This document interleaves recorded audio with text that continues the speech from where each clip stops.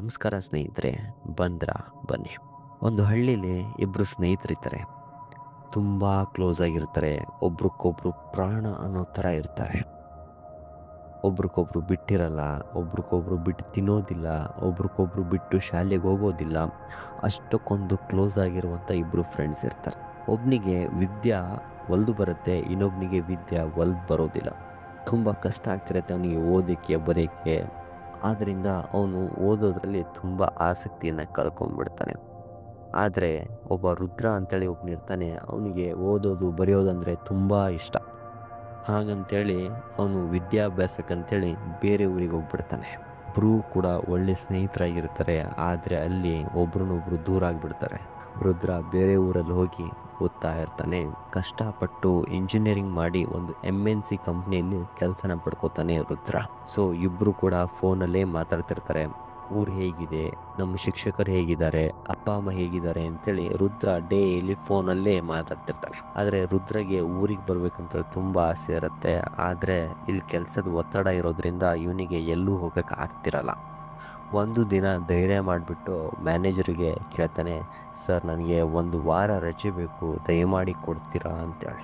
ಕೇಳಿದಾಕರ manager ಹೇಳ್ತಾನೆ, ಆಯಿತು ತಗೊಳಪ್ಪ, ಒಂದು ವಾರ ಅಲ್ಲ, ಹೋಗ್ಬಾ ಊರಿಗೆ, ಏನು ತೊಂದರೆ ಇಲ್ಲ ಅಂತ. ರುದ್ರನಿಗೆ ಏನೋ ಒಂದು ಪಡ್ಕೊಂಡಂಗೆ, ಏನೋ ಒಂದು ಜೀವನದಲ್ಲಿ ಸಾಧನೆ ಮಾಡಿರೋ ಹಾಗೆ ಖುಷಿ ಆಗ್ತಿರತ್ತೆ. ತುಂಬ ಲವಿಲವಿಕೆಯಿಂದ ನಾನು ಊರಿಗೆ ಹೋಗ್ತಿದ್ದೇನಲ್ಲ ಅಂತೇಳಿ ತುಂಬ ಎಕ್ಸೈಟ್ಮೆಂಟಲ್ಲಿ ರುದ್ರ ಇರ್ತಾನೆ. ಸರಿ ಇವರು ಇವತ್ತು ಊರಿಗೆ ಹೋಗ್ತೀನಿ ಅಂತೇಳಿ ತನ್ನ ಫ್ರೆಂಡಿಗೆ ಫೋನ್ ಮಾಡ್ತಾನೆ. ನಾನು ಬರ್ತಿದ್ದೀನಿ ಕಣೋ ಇವತ್ತು ಊರಿಗೆ, ಇಬ್ಬರು ಕೂಡ ಊರಲ್ಲಿ ತಿರುಗಾಡೋಣ ಅಂತೇಳಿ ಏನೇನು ಎಲ್ಲ ಥರದ ಹೇಳ್ಕೊಂಡ್ಬಿಡ್ತಾನೆ. ಹಾಗೆ ಹೀಗೆ ಅಂತೇಳಿ. ಹಾಗೆ ಮನೆಯಲ್ಲೂ ಕೂಡ ಫೋನ್ ಮಾಡಿ ಹೇಳ್ತಾನೆ ರುದ್ರ, ನಾನು ಇವತ್ತು ಬರ್ತಿದ್ದೀನಮ್ಮ, ಏನಾದ್ರು ನನಗೋಸ್ಕರ ತಿನ್ನೋಕ್ಕೆ ಏನಾದ್ರು ಮಾಡಿಡಿ, ಏನಾದ್ರು ನನಗೆ ಇಷ್ಟ ಆಗೋದನ್ನು ಏನಾದ್ರು ಮಾಡಿಡಿ ಅಂತೇಳಿ ಮನೆಗೆ ಫೋನ್ ಹಚ್ಚಿ ಹೇಳ್ಬಿಡ್ತಾನೆ. ಇವನಿಗೆ ಆ ಕಂಪ್ನಿಯಿಂದ ಆಚೆ ಬರೋಕ್ಕೆ ಮಧ್ಯಾಹ್ನ 2 ಗಂಟೆ ಆಗಿರುತ್ತೆ. ಲಗೇಜ್ನೆಲ್ಲ ಪ್ಯಾಕ್ ಮಾಡೋಷ್ಟರೊಳಗೆ 4-4:15 ಆಗುತ್ತೆ. ತನ್ನ RX ಬೈಕ್ನ ಸ್ಟಾರ್ಟ್ ಮಾಡಿಬಿಟ್ಟು ಊರಿಗೆ ಹೋಗ್ಬೇಕಂತೇಳಿ ಹೊರಡ್ತಾನೆ. ಏನಂದರೆ ಇವ್ರ ಊರಿಗೆ ಹೋಗ್ಬೇಕಂದ್ರೆ ಚಾರ್ಮುಡಿ ಘಾಟ್ನ ದಾಟೇ ಹೋಗ್ಬೇಕು. ಇವರಿಗೆ ಈ ಪ್ಲೇಸು ತುಂಬ ಕಾಮನು. ಯಾಕಂದರೆ ಎಲ್ಲಿಂದಾನೇ ಬಂದ್ರೂ ಕೂಡ ಈ ಚಾರ್ಮುಡಿ ಘಾಟ್ ದಾಟೇ ಹೋಗ್ಬೇಕು ಇವ್ರಿಗೆ ಬೇರೆ ಆಪ್ಷನ್ನೇ ಇರಲಿಲ್ಲ. ಆದ್ರೂ ಕೂಡ ಧೈರ್ಯ ಮಾಡಿಬಿಟ್ಟು ಖುಷಿಯಿಂದ ನಾನು ಊರಿಗೆ ಹೋಗ್ತಿದ್ದೀನಲ್ಲ ಅಂತೇಳಿ. ಆದರೆ ಇತಿಹಾಸ ಹೇಳುತ್ತೆ ಚಾರ್ಮುಡಿ ಘಾಟ್ ಬಗ್ಗೆ, ಇಲ್ಲಿ ತುಂಬ ರಾಬರಿ ಆಗುತ್ತೆ, ತುಂಬ ಮರ್ಡರ್ ಆಗುತ್ತೆ, ತುಂಬ ಆಕ್ಸಿಡೆಂಟ್ ಆಗುತ್ತೆ ಅಂತೇಳಿ. ಆದರೆ ಇವನಿಗೆಲ್ಲ ಗೊತ್ತಿರತ್ತೆ. ಆದರೆ ಇವನು ಬಂಡ ಧೈರ್ಯ ಮಾಡಿ ಆ ರಾತ್ರಿ ಒಂದಿನ ಹೋಗ್ಬಿಡೋಣ ಅಂತೇಳಿ ಹೊರಡ್ತಾನೆ. ರಾತ್ರಿ 7 ಗಂಟೆ ಆಗಿರುತ್ತೆ. ಇವನಿಗೆ ಚಾರ್ಮುಡಿ ಘಾಟ್ 1ನೇ ತಿರುವು ಸಿಗತ್ತೆ. ಸರಿ ಅಂತೇಳಿ ಹೊರಡ್ತಾ ಇರ್ತಾನೆ. 1ನೇ ತಿರುವು, 2ನೇ ತಿರುವು, 3ನೇ ತಿರುವು, 4ನೇ ತಿರುವು, 5ನೇ ತಿರುವು. ಸೊ ದಾಟ್ತಾ ಬರ್ತಾನೆ. ಇವನಿಗೆ ಮನಸ್ಸೊಳಗೆ ಭಯ ಶುರು ಆಗಿರುತ್ತೆ. ಇಲ್ಲಿ ಯಾರಾದರೂ ಬಂದು ನನಗೆ ಹೊಡೆದು ಬಿಡ್ತಾರೇನೋ, ಇಲ್ಲ ನಾನು ರಾಬ್ರಿ ಮಾಡ್ತಾರೇನೋ ಅಂತೇಳಿ ಎದೆಯಲ್ಲಿ ತುಂಬ ಭಯ ಇರುತ್ತೆ. ಚಾರ್ಮುಡಿ ಘಾಟ್ ಯಾವ ಥರ ಇದೆ ಅಂದರೆ ಹಗಲೊತ್ತಲ್ಲಿ ಸ್ವರ್ಗನೇ ತೋರಿಸುತ್ತೆ, ರಾತ್ರಿ ಹೊತ್ತಲ್ಲಿ ತುಂಬ ಕತ್ಲಿರುತ್ತೆ. ಸೊ ತುಂಬಿರೋಂಥ ಮಂಜು, ಆ ಕತ್ತಲು, ಗಾಳಿ ಬೀಸ್ತಿರೋದು, ಮರಗಿಡಗಳು ಅಳ್ಳಾಡ್ತಿರೋದು, ಇವೆಲ್ಲ ನೋಡಿ ಇವನಿಗೆ ತುಂಬ ಭಯ ಆಗ್ತಿರುತ್ತೆ. ಎಷ್ಟು ಸುಂದರವಾಗಿದೆಯಲ್ಲ, ಅಷ್ಟು ಭಯಾನಕ ಆಗಿರುವಂತಹ ಒಂದು ಘಾಟ್ ಅಂದರೆ ಅದು ಚಾರ್ಮುಡಿ ಘಾಟ್. ಆ ಭಯದಲ್ಲೇ ಇವನು ಹೋಗ್ತಾ ಇರ್ತಾನೆ. ಸೊ ಎಷ್ಟೇ ಕಷ್ಟ ಆದರೂ ಪರವಾಗಿಲ್ಲ, ಇವತ್ತು ಊರಿಗೆ ಹೋಗಿ ನಾನು ಸೇರ್ತೀನಿ ಅಂತೇಳಿ ರುದ್ರ ಮನಸ್ಸಲ್ಲೇ ಒಂದು ಗಟ್ಟಿ ಮನ್ಸು ಮಾಡಿ ಹೋಗ್ತಾ ಇರ್ತಾನೆ. ಸೊ ಇವನಿಗೆ 9ನೇ ತಿರುವು ಸಿಗತ್ತೆ. ಅಲ್ಲಿಂದ ಒಂದು ಶಬ್ದ ಬರ್ತಿರುತ್ತೆ ಇವನಿಗೆ, ಕಾಪಾಡಿ ಅಣ್ಣ, ನನಗೆ ಕಾಪಾಡಿ ಅಂತೇಳಿ ಒಬ್ಬಳು ಹೆಂಗಸು ಒಂದು ಕಡೆಯಿಂದ ಕರಿತಾ ಇರ್ತಾಳೆ. ಇವನಿಗೆ RX 100 ಸೌಂಡು ಇವನಿಗೆ ಸರಿಯಾಗಿ ಕೇಳಿಸ್ತಿರಲ್ಲ. ಈ ಸೌಂಡಲ್ಲಿ ಏನೋ ಯಾರೋ ಮಾತಾಡ್ತಿದಾರ ಅಂತೇಳಿ ಅನಿಸ್ತಿತ್ತು. ಹಾಗೆ ಭಯನೂ ಇತ್ತು. ಸುಮ್ಮನೆ ಮುಂದೆ ಹೋಗ್ತಾ ಇರ್ತಾನೆ. ಸೌಂಡ್ ಗಾಡಿ ಮಾಡ್ತಾನೆ ಇರುತ್ತೆ.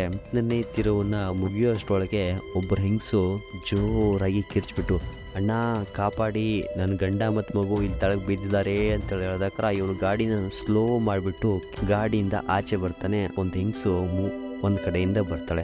ಇವನು ಗಾಡಿಯಲ್ಲಿರುವಂಥ ಹೆಡ್ಲೈಟ್ ಮುಖದ ಮೇಲೆ ಹಾಕಿದಾಕರ ಅವಳು ಮನುಷ್ಯನೇ ಅಂತೇಳಿ ಗೊತ್ತಾಗುತ್ತೆ. ಆದರೆ ಇವನಿಗೆ ಭಯ ಆಗ್ತಿರುತ್ತೆ, ಯಾರಾದರೂ ನನಗೆ ರಾಬರಿ ಮಾಡೋಕ್ಕೆ ಬಂದಿರೋದು ಅಂತೇಳಿ. ಆದರೆ ಇವಳು ಕಿರಿಚುತ್ತಿರೋದ್ರಿಂದ ಮಾನವೀಯತೆಯಿಂದ ರುದ್ರ ಕಾಪಾಡಕ್ಕೆ ಹೋಗ್ತಾನೆ. ಇವನು ಜೇಬಲ್ಲಿ ಒಂದು ಸಣ್ಣದಾಗಿರುವಂಥ ಚಾಕು ಇರುತ್ತೆ, ಅದನ್ನು ತಗೊಂಡ್ಬಿಟ್ಟು ಇವನು ಒಂದೊಂದೇ ಹೆಜ್ಜೆ ಮುಂದೆ ಹೋಗ್ತಾನೆ. ಎಲ್ಲಮ್ಮ ಎಲ್ಲಾಗಿದೆ, ಏನಾಗಿದೆ ಅಂತ ಕೇಳಿದಾಕರ ಇಲ್ಲೇ ಅಣ್ಣ, ಇಲ್ಲೇ ಸ್ವಲ್ಪ ತಳಗೆ ಬಿದ್ದಿರೋದು, ಕಾರು ಆಕ್ಸಿಡೆಂಟ್ ಆಗಿ ಬಿದ್ದಿರೋದು ಅಂತೇಳಿ ಆ ಹೆಂಗಸು ಹೇಳ್ತಾಳೆ, ಹೌದಾ ಎಲ್ಲಿ ಕಾಣಿಸ್ತಿಲ್ಲ ಅಂತ.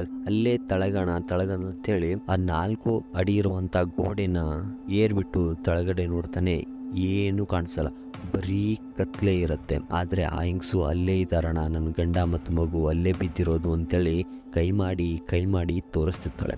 ಆದರೆ ರುದ್ರನಿಗೆ ಕನ್ಫರ್ಮ್ ಆಗುತ್ತೆ, ನನಗಿಲ್ಲಿ ಯಾರೋ ಒಬ್ರು ರಾಬ್ರಿ ಮಾಡಕ್ಕೆ ಬಂದಿರೋದು ಅಂತೇಳಿ. ರುದ್ರ ಆಯ್ತು, ಈಗ ಹೆಂಗಾದ್ರೂ ನಾನು ತಳಗಡೆ ಹಿಡಿದಿದ್ದೀನಿ, ನನ್ನ ಹತ್ರ ಸಣ್ಣ ಚಾಕು ಇದೆ, ಫೋನ್ ಇದೆ, ಹಾಗೆ ಟಾರ್ಚ್ ಕೂಡ ಇದೆ. ಅದನ್ನೇ ಪಡೆದೇರೆ ಮಾಡಿ ನನಗೆ ಯಾರಾದರೂ ಅಟ್ಯಾಕ್ ಮಾಡಕ್ಕೆ ಬಂದರೆ ಆ ಚಾಕುನ ಹೆಂಗ್ ಬೇಕಾದರೂ ಬೀಸ್ಕೊಂಡ್ಬಿಟ್ಟು ನಾನು ತಪ್ಪಿಸ್ಕೋಬೇಕಂತೇಳಿ ರೆಡಿ ಆಗಿಬಿಟ್ಟು ಫಿಕ್ಸ್ ಆಗಿರ್ತಾನೆ.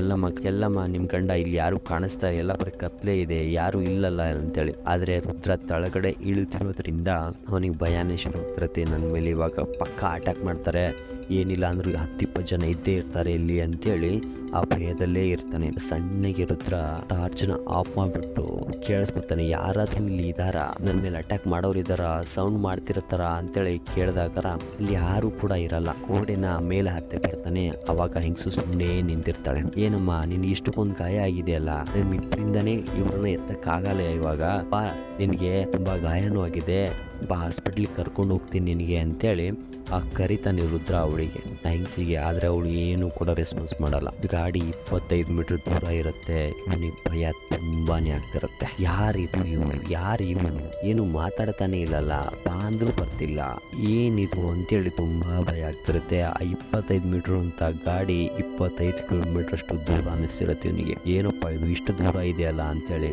ಸ್ವಲ್ಪ ಹೊತ್ತು ಕರಿತಾಳೆ. ಏನಮ್ಮ ನೀನ್ ಬರ್ತೀಯೋ ಇಲ್ಲೋ ನನ್ನ ಜೊತೆ, ಇಲ್ಲ ಇಲ್ಲೇ ಇರ್ತೀಯಾ ಅಂತ ಹೇಳಿದಕ್ರ, ಇಲ್ಲ ಅಣ್ಣ ನನ್ನ ಗಂಡ ಮತ್ತು ಮಗು ಇಲ್ಲೇ ಇದ್ದಾರೆ, ನಾನು ಅವ್ರನ್ನ ಬಿಟ್ಟು ಬರಕ್ ಆಗಲ್ಲ ಅಂತ ಹೇಳಿದಕ್ರ, ಆಯ್ತು ಬಿಡಮ್ಮ ನಿನ್ನಿಷ್ಟ ಅಂತೇಳಿ ಬೈಕ್ನ ಸ್ಟಾರ್ಟ್ ಮಾಡ್ಬಿಟ್ಟು ಸೀದಾ ತನ್ನ ಊರಿಗೆ ಹೋಗ್ಬಿಡ್ತಾನೆ. ಆ ಚಾರ್ಮುಡಿ ಘಾಟ್ನ ಮುಗಿಸ್ಕೊಂಡ್ಬಿಟ್ಟು ಸೀದಾ ತನ್ನ ಮನೆಗೆ ಬಂದ್ಬಿಟ್ಟು ರಾತ್ರಿ ಹೊತ್ತು ಮಲ್ಕೊಂಡ್ಬಿಡ್ತಾನೆ.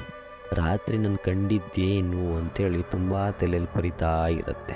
ರಾತ್ರಿ ಹೊತ್ತು ತನ್ನ ಸ್ನೇಹಿತ ಅವನಿಗೆ ಫೋನ್ ಮಾಡಿದಾಗ ರುದ್ರನ್ ಫೋನು ಸ್ವಿಚ್ ಆಫ್ ಆಗಿರುತ್ತೆ. ಸ್ವಿಚ್ ಆಫ್ ಆಗಿರೋದ್ರಿಂದ ತನ್ನ ಫ್ರೆಂಡು ಅವ್ನ ಮನೆಗೆ ಬರ್ತಾನೆ, ರುದ್ರನ್ ಮನೆಗೆ.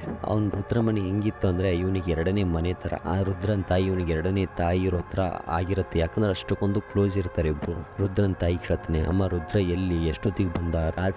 ರಾತ್ರಿ 2 ಗಂಟೆಗೆ ಬಂದಿದ್ದಾನಪ್ಪ, ಆ ಕೋಣೆಯಲ್ಲಿ ಮಲಗಿದ ನೋಡು, ಎಷ್ಟೊತ್ತಿಂದ ಎಬ್ಬಿಸ್ತಿದ್ದೀನಿ, ಇನ್ನ ಕೂಡ ಎದ್ದೇಳ್ತಿಲ್ಲ ಅಂತೇಳಿ ಹೇಳ್ತಾನೆ. ಹೆಬ್ಬಸ್ತಾನೆ ಇವನ್ ಸ್ನೇಹಿತ, ಹೋಗ ಅವನಿಗೆ, ಎದ್ದೇಳೋ ಸಾಕು ಟೈಮ್ ಆಯ್ತು, ಬಾ ಊರಲ್ಲಿ ತಿರುಗಾಡಕ್ ಹೋಗೋಣ ಅಂದಾಕ್ರ ರುದ್ರ ತುಂಬಾ ಪ್ರಶಾಂತದಿಂದ ಕೂತಿರ್ತಾನೆ ಗಾಬರಿಯಿಂದ. ರಾತ್ರಿ ಏನೋ ನೋಡ್ದೆ ಕಣೋ ನಾನು, ತುಂಬಾ ಭಯ ಆಯ್ತು ನನಗೆ. ಒಬ್ಳು ಹೆಂಗ್ಸು ತುಂಬಾ ಕಿರಿಸ್ತಿದ್ಲು, ತನ್ನ ಗಂಡ ಮತ್ತು ಮಗು ತಳಗ್ ಬಿದ್ದಿದ್ದಾರೆ ಅಂತೇಳಿ. ನಾನು ಅನ್ಕೊಂಡೆ ಇಲ್ಲಿ ರಾಬರಿ ಮಾಡಕ್ಕೆ ಬಂದಿದ್ದಾರೆ ಅಂತೇಳಿ, ಬಟ್ ಅವಳು ನನ್ಗೇನು ಮಾಡ್ಲಿಲ್ಲ, ಹಂಗೆ ಇದ್ಲು. ಹಾಸ್ಪಿಟ್ಲಿಗೆ ಹೋಗೋಣ ಅಂದರೆ ಅದಕ್ಕೂ ಬರಲಿಲ್ಲ ಅವಳು. ಏನಾಗಿತ್ತು ಗೊತ್ತಿಲ್ಲ, ನಾನು ಭಯ ಪಟ್ಬಿಟ್ಟು ಹಂಗೆ ಬಂದೆ.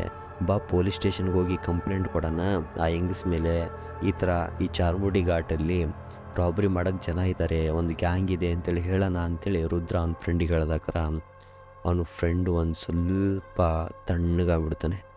ಏನು ಇವನಿಗೆ ಈ ಥರ ಹೇಳ್ತಿದ್ದಾನಲ್ಲ ಅಂತೇಳಿ ಸ್ವಲ್ಪ ಸಮಾಧಾನ ಮಾಡ್ಕೋಕಣು, ನಿನಗೊಂದಷ್ಟು ಕತೆನೇ ಕೇಳು ಅಂದಾಕ್ರ ನಿನ್ನೆ ಮಧ್ಯಾಹ್ನ 2 ಗಂಟೆ ಹಂಗೆ ಒಂದು ಫ್ಯಾಮಿಲಿ ಟ್ರಿಪ್ ಮಾಡ್ತಿರ್ಬೇಕಾದ್ರೆ ಘಾಟ್ ಸೆಕ್ಷನ್ ಅಲ್ಲಿ ಒಂದು ಮಗು ಗಂಡ ಹೆಂಡತಿ ಇಬ್ರು ಕೂಡ ಸತ್ತಿದ್ದಾರೆ ಅಲ್ಲಿ, ಅವರೇ ಬಂದು ನಿನ್ಗೆ ಈ ತರ ಮಾಡಿದಾರೇನು ಅಂತೇಳಿ ಹೇಳ್ದಾಕ್ರ. ಅದ್ ಹೆಂಗ್ ಸಾಧ್ಯ? ಅವಳು ಮುಖ ಕ್ಲಿಯರ್ ಆಗಿತ್ತು ಕಣೋ, ತಲೆಯಲ್ಲೆಲ್ಲ ಬಡ್ದಿರೋದೇ ಇತ್ತು ಅಂದ. ಹೌದಪ್ಪ ಬಡ್ದಿರೋದೇ ಇತ್ತೇನು, ಬಟ್ ಅವ್ರನ್ನ ಏನು ಮಾಡ್ಲಿಲ್ಲ ಅಂದಾಕ್ರ. ನಿನ್ನ ದೈವ ನಿನ್ನ ಜೊತೆಗಿದ್ದಾನೆ ಇರ್ಬೇಕು, ಅದಕ್ಕೆ ನಿನ್ಗೇನು ಮಾಡಿಲ್ಲ ಅವರು.